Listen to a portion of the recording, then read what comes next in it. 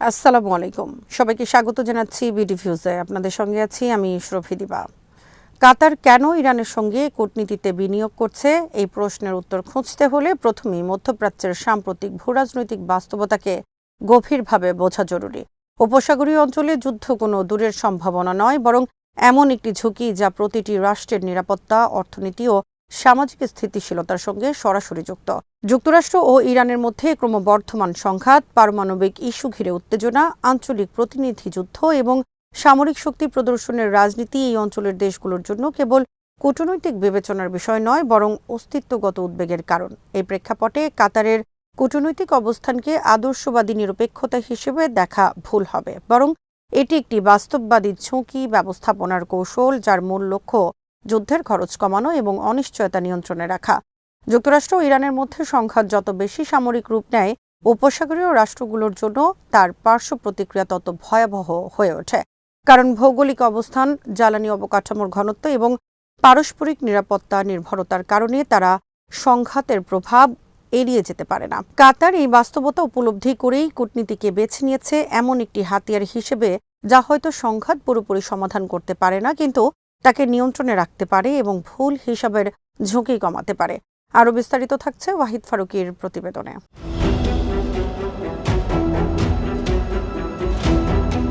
যুক্তরাষ্ট্র ও ইরানের মধ্যে উত্তেজনা নতুন কিছু নয়, কিন্তু সাম্প্রতিক বছরগুলোতে এই উত্তেজনা যে পর্যায়ে পৌঁছে গেছে তা আগের যে কোনো সময়ের তুলনায় বেশি বিপজ্জনক।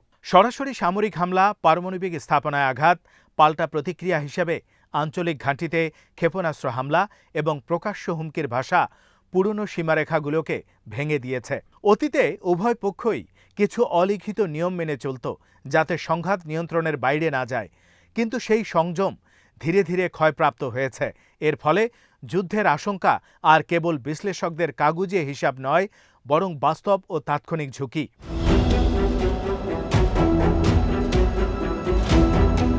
উপসাগরীয় অঞ্চলের দেশগুলো জানে, যুক্তরাষ্ট্র ও ইরানের মধ্যে বড় ধরনের সংঘাত শুরু হলে তা কেবল এই দুই দেশের মধ্যে সীমাবদ্ধ থাকবে না। হরমুজ প্রণালী দিয়ে বিশ্ব জ্বালানি সরবরাহের একটি বড় অংশ যায়।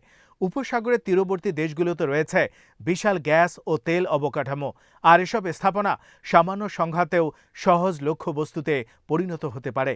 ফলে কাতারের মতো দেশগুলোর কাছে প্রশ্নটি আর কার পক্ষে দাঁড়ানো উচিত নয়, বরং কিভাবে সংঘাতকে সীমিত রাখা যায়।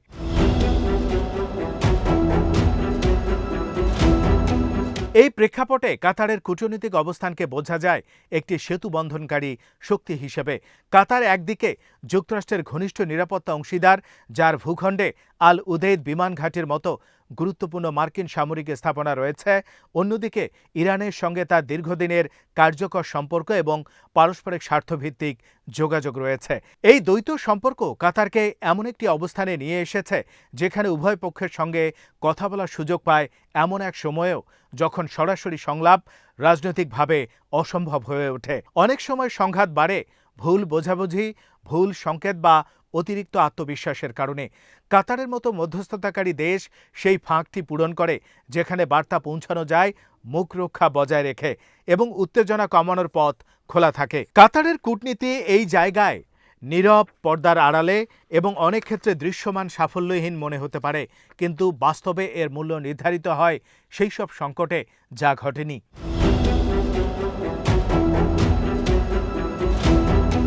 কাতারের মধ্যস্থতার কার্যকারিতা সবচেয়ে স্পষ্টভাবে দেখা গেছে যুক্তরাষ্ট্র ও ইরানের মধ্যে বন্দি বিনিময় ও মানবিক তহবিল মুক্তির মতো জটিল ইস্যুতে। 2023 সালের সেপ্টেম্বরে সংঘটিত বন্দি বিনিময় ছিল মাসের পর মাস ধরে চলা পরোক্ষ আলোচনার ফল, যেখানে প্রতিটি ধাপে ছিল রাজনৈতিকভাবে সংবেদনশীল।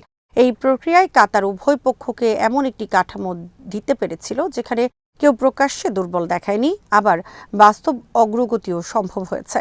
এই ঘটনা প্রমাণ করে যে গভীর বৈরিতার মাঝেও সীমিত কূটনৈতিক সাফল্য সম্ভব, যদি বিশ্বাসযোগ্য মধ্যস্থতাকারী থাকে। যদিও এই ধরনের উদ্যোগ বৃহত্তর রাজনৈতিক সমঝোতা বা সম্পর্ক স্বাভাবিকীকরণের পথ খুলে দেয়নি, তবু এটি দেখিয়েছে যে সংকট ব্যবস্থাপনার জন্য কূটনীতি এখনও কার্যকর। কাতারের কাছে এটি একটি গুরুত্বপূর্ণ শিক্ষা। সংঘাত পুরোপুরি মিটিয়ে ফেলা হয়তো সম্ভব নয়, কিন্তু তাকে নিয়ন্ত্রণে রাখা যায়।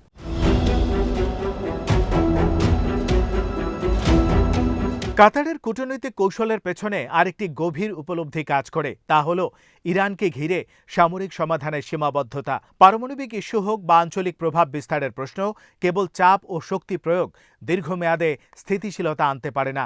এই বিশ্বাস কাতারের নীতিতে স্পষ্ট। এর অর্থ এই নয় যে কাতার ইরানের সব আচরণকে সমর্থন করে বা পারমাণবিক বিস্তারের ঝুঁকি উপেক্ষা করে, বরং কাতারের দৃষ্টিভঙ্গি হল সামরিক হামলা হয়তো সাময়িকভাবে কিছু সক্ষমতা ধ্বংস করতে পারে, কিন্তু এর প্রতিক্রিয়ায় যে অস্থিরতা সৃষ্টি হবে তার খরচ বহুগুণ বেশি হতে পারে।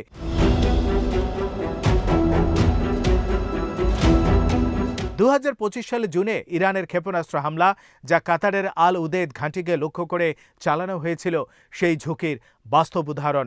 এই হামলা দেখিয়েছে যে সংঘাতের ঢেউ কত সহজেই উপসাগরীয় দেশগুলোকে আঘাত হানতে পারে। এরপর কাতারের দ্রুত কূটনৈতিক তৎপরতা, উভয় পক্ষের সঙ্গে যোগাযোগ এবং পরিস্থিতি শান্ত রাখার প্রচেষ্টা প্রমাণ করে যে তাদের কাছে কূটনীতি কোনো বিলাসিতা নয়, বরং জরুরি নিরাপত্তা ব্যবস্থা।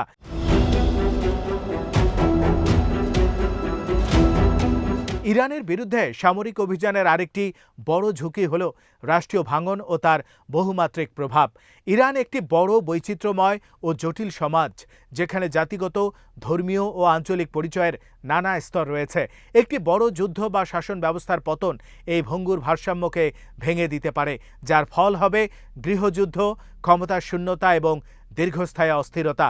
এর প্রভাব শুধু ইরানের ভেতরেই সীমাবদ্ধ থাকবে না, শরণার্থী স্রোত, সীমান্ত পারের সহিংসতা এবং সমুদ্রপথে নিরাপত্তাহীনতা পুরো অঞ্চলে ছড়িয়ে পড়বে।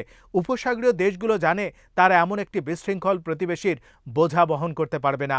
তাই কাতারের কূটনীতি মূলত এই ধারণার উপর দাঁড়িয়ে, স্থিতাবস্থা যত ত্রুটিপূর্ণই হোক, নিয়ন্ত্রণহীন বিশৃঙ্খলার চেয়ে তা কম ক্ষতিকর।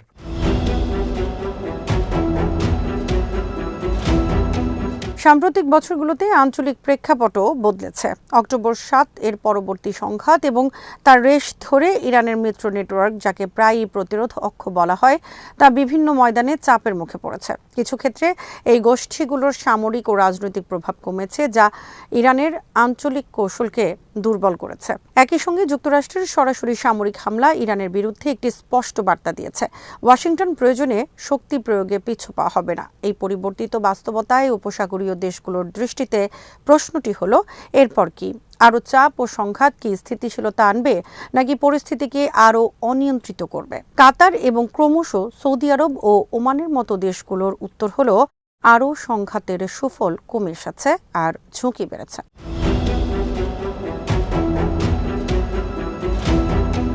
এই কারণে কাতারের অবস্থান এখন আর একা নয়। অতীতে উপসাগরীয় দেশগুলোর মধ্যে ইরান প্রশ্নে গভীর মতপার্থক্য ছিল, কিন্তু সাম্প্রতিক সময় একটি নীরব সমন্বয় লক্ষ্য করা যাচ্ছে। সৌদি আরব ইরানের সঙ্গে সম্পর্ক পুনঃস্থাপন করেছে, ওমান দীর্ঘদিন ধরেই মধ্যস্থতার ভূমিকা পালন করছে, আর কাতার এই ধারার অন্যতম সক্রিয় অংশীদার। এই দেশগুলো যুক্তরাষ্ট্রকে বারবার সতর্ক করেছে যে সামরিক উত্তেজনা নিয়ন্ত্রণের বাইরে গেলে তার মূল্য সবাইকে দিতে হবে। এই সমন্বয় দেখায় যে উপসাগরীয় কূটনীতিতে একটি বাস্তববাদী প্রবণতা শক্তিশালী হচ্ছে, যেখানে আদর্শিক বিরোধের চেয়েও স্থিতিশীলতা ও ঝুঁকি ব্যবস্থাপনাকে অগ্রাধিকার দেয়া হচ্ছে।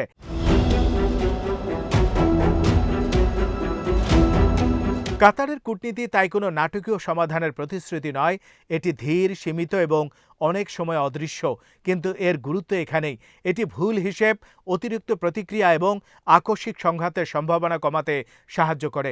সংকটের সময় চারপাশের চ্যানেল খোলা রাখা, সীমিত সমঝোতা সম্ভব করা এবং চরমপন্থী কৌশলে নিরুৎসাহিত করা, এসবই এমন অবদান যার মূল্য বোঝা যায় কেবল তখনই যখন তা অনুপস্থিত থাকে।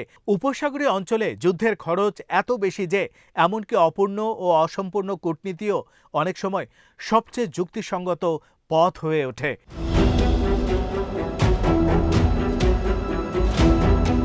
শেষ পর্যন্ত কাতার ইরানের সঙ্গে কূটনীতিতে বিনিয়োগ করছে, কারণ তার কাছে বিকল্পগুলো আরও বিপজ্জনক। সামরিক সংঘাত হয়তো শক্তির প্রদর্শন, কিন্তু তা অনিশ্চয়তা ও বিশৃঙ্খলা ডেকে আনে, যার প্রভাব নিয়ন্ত্রণ করা কঠিন। কাতারের অভিজ্ঞতা দেখায়, উত্তেজনা প্রশমনের চেষ্টা আদর্শবাদ নয়, বরং কঠোর বাস্তবতার স্বীকৃতি। এমন এক অঞ্চলে যেখানে যুদ্ধের ধাক্কা সীমান্ত মানে না, কূটনীতি হয়তো উত্তেজনাপূর্ণ বা গৌরবময় নয়, কিন্তু এটি সেই অল্প কয়েকটি হাতিয়ারের একটি যা সংকটকে সর্বাত্মক বিপর্যয়ের রূপ নেওয়া থেকে আটকাতে পারে। এই কারণেই কাতারের কূটনৈতিক প্রচেষ্টা কেবল তার নিজস্ব স্বার্থের প্রকাশ নয়, বরং একটি বৃহত্তর আঞ্চলিক বাস্তবতার প্রতিফলন, যেখানে শান্তি মানে নিখুঁত সমাধান নয়, বরং সবচেয়ে কম ক্ষতিকর পথ বেছে নেওয়া। আজ এখানেই শেষ করছি। সবাই ভালো থাকুন, সুস্থ থাকুন আর দেখতে থাকুন বিডি ভিউজ। চ্যানেলটি ভালো লাগলে সাবস্ক্রাইব করুন। সংযুক্ত থাকুন আমাদের ফেসবুক পেজে। আল্লাহ হাফেজ।